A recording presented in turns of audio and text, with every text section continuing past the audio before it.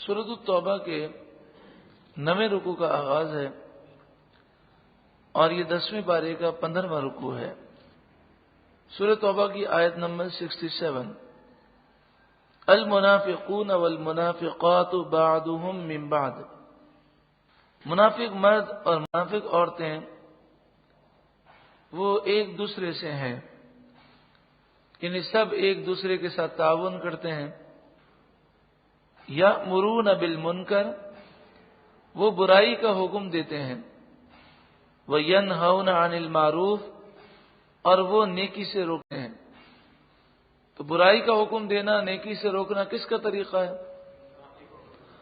تو پردے سے روکنا، داڑھی شریف سے روکنا، دیگر نیکیوں سے روکنا، اور گناہوں کی دعوت دینا، گناہوں کی ترغیب دلانا، گناہوں پر کسی کو رغبت دلانا، یہ سارے طریقے کس کے ہیں؟ منافقوں کے ہیں۔ مومن ایسا نہیں کر سکتا، تو مسلمان کو ایسا نہیں کرنا چاہیے۔ وَيَقْبِضُونَ أَيْدِيَهُمْ، اور وہ اپنی مٹھی بند رکھتے ہیں، یعنی کنجوس ہوتے ہیں۔ تو کنجوسی کرنا بھی کس طریقہ ہے؟ منافقوں کا۔ نسوا اللہ فنسیہم، وہ اللہ کو چھوڑ بیٹھے تو اللہ نے انہیں چھوڑ دیا، یعنی انہوں نے اللہ کو بھلا دیا تو اللہ تبارک و تعالی نے ان کے لیے عذاب کو مقرر فرمایا۔ ان المنافقین هم الفاسقون، بے شک منافقین ضرور پکے نافرمان ہیں۔ وعد اللہ المنافقین والمنافقات والکفار، اللہ تبارک و تعالی نے منافقین مردوں اور منافق عورتوں سے اور کافروں سے وعدہ فرمایا، نار جہنم خالدین فیہا، جہنم کی آگ کا، اس میں وہ ہمیشہ رہیں گے۔ ہی حسبہم، یہ جہنم کی آگ انہیں عذاب دینے کے لیے کافی ہے۔ وَلَعَنَهُمُ اللَّهُ، اور اللہ نے ان پر لعنت فرمائی۔ وَلَهُمْ عَذَابٌ مُقِيمٌ، اور ان کے لیے ہمیشہ رہنے والا عذاب ہے۔ كَالَّذِينَ مِن قَبْلِكُمْ، جیسے وہ جو تم سے پہلے تھے، كَانُوا أَشَدَّ مِنكُمْ قُوَّةً، تو وہ تم سے زیادہ طاقتور تھے، وَأَكْثَرَ أَمْوَالًا وَأَوْلَادًا، ان کے مال بھی زیادہ تھے، ان کی اولاد بھی زیادہ تھے، لیکن اللہ کے عذاب کا وہ مقابلہ نہ کر سکے۔ فَاسْتَمْتَعُوا بِخَلَاقِهِمْ، تو تم اپنا حصہ برت لو، یعنی تم اپنی تقدیر میں لکھا ہوا رزق استعمال کر لو دنیا کے اندر۔ فَاسْتَمْتَعُوا بِخَلَاقِهِمْ، تو انہوں نے اپنا حصہ استعمال کیا۔ فَاسْتَمْتَعْتُمْ بِخَلَاقِكُمْ، تو تم نے بھی اپنا حصہ استعمال کیا، یعنی مراد یہ ہے کہ جس طرح انہوں نے دنیا میں مہلت سے فائدہ اٹھا لیا اور وہ دنیاوی تھوڑا نفع اٹھایا، لیکن حقیقی فائدہ نہ اٹھا سکے۔ حقیقی فائدہ یہ تھا کہ وہ دنیا کو آخرت کی کھیتی بناتے۔ كَمَا اسْتَمْتَعَ الَّذِينَ مِن قَبْلِكُمْ، تو تم بھی اپنا حصہ برت لو جس طرح تم سے پہلے لوگوں نے اپنا حصہ استعمال کیا۔ بِخَلَاقِهِمْ سے مراد ہے ان کا حصہ۔ وَخُذْتُمْ، اور تم بھی بےہودگی میں پڑے، فضولیات میں پڑ گئے، کالذی خاضوا، جس طرح وہ فضولیات میں پڑ گئے۔ پھر اس آیت کریمہ کو غور سے سنیں کہ تم سے پہلے لوگ قوت میں بھی زیادہ تھے، مال اور اولاد میں بھی زیادہ تھے۔ فَاسْتَمْتَعُوا بِخَلَاقِهِمْ، تو وہ اپنا حصہ برت گئے۔ فَاسْتَمْتَعْتُمْ بِخَلَاقِكُمْ، تو تم اپنا حصہ برت لو۔ كَمَا اسْتَمْتَعَ الَّذِينَ مِن قَبْلِكُمْ بِخَلَاقِهِمْ، جس طرح تم سے پہلے لوگوں نے اپنا حصہ برت لیا، یعنی یہ وقت ہمیشہ رہے گا نہیں، دنیا سے تمہیں جانا ہے۔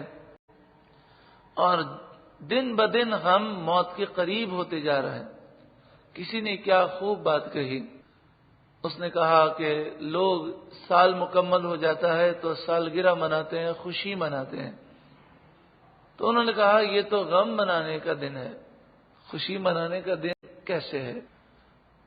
غم منانے کا دن اس لیے ہے کہ انسان جو دنیا کے اندر آیا اور وہ جو زندگی لے کر آیا، مثلا 60 برس کی زندگی لے کر آیا اور اس کے 50 سال گزر گئے، اب جب 1 سال مزید گزر گیا تو اس کی زندگی میں 1 سال مزید کم ہو گیا، تو اسے تو غم منانا چاہیے کہ زندگی کا 1 سال میں نے اور ضائع کر دیا۔ کون سی اللہ کی عبادتیں کی ہیں، کون سے میں نے آخرت کی تیاری کے لیے کام کیا؟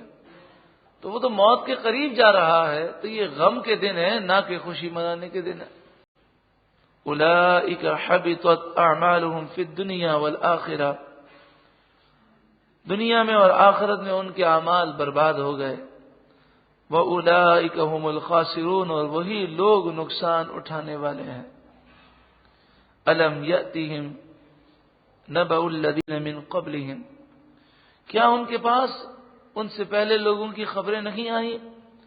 قوم نوح وعاد وثمود، نوح علیہ السلام کی قوم، قوم عاد، قوم سمود، وقوم ابراہیم، ابراہیم علیہ السلام کی قوم، واصحاب مدین، اور مدین والے یعنی شعیب علیہ السلام کی قوم، والمؤتفکات، اور وہ بستیاں کہ جنہیں الٹ دیا گیا تھا، یعنی حضرت لوط علیہ السلام کی قوم، کیا ان کی خبریں ان کے پاس نہیں آئیں کہ وہ اس سے عبرت حاصل کرتے؟